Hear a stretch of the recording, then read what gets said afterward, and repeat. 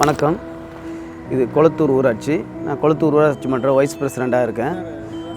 என் பேர் வேதாசலம் ராஜேஸ்வரி, ஊராட்சி மன்ற தலைவர். இந்த பிடாரி தாங்கல் ஏரி, இந்த ஏரியோட பேர்.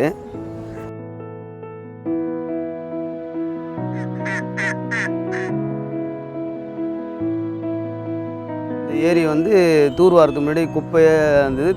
ஒரே மைதானமாக ஆடு மாடு மேயும் ஓடி ஆடுவோம். சமமாக 10 நாள் தண்ணி நிற்கும், ஓடி போடும். அந்த தண்ணி 10 நாளில் அப்படியே காஞ்சி போடும். ஏரிக்கரையும் சமமாக போயிருந்தது. இதுக்கு முன்னாடி விவசாயத்துக்கு நிறைய யூஸாக இருந்தது. இப்போ விவசாயம்லாம் கம்மியாகி போச்சு.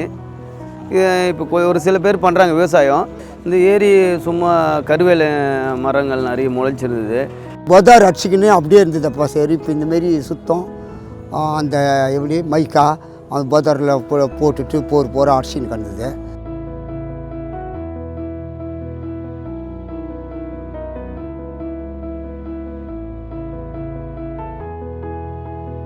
இப்போ இந்த நீர் தூர்வாரதுனால நீர் அதிகமாக பிடிப்பாக இருக்குது.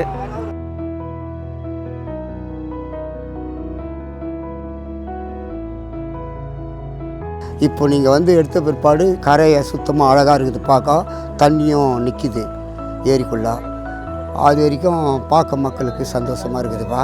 இப்போ தூர்வாரதுனால நல்லா ஆழப்படுத்துனால தண்ணி ஆதாரம் நிறைய, இப்போ நிலத்தடி நீர் அதிகமாக சேவிங் ஆகுது. ரொம்ப மகிழ்ச்சியாக இருக்குது.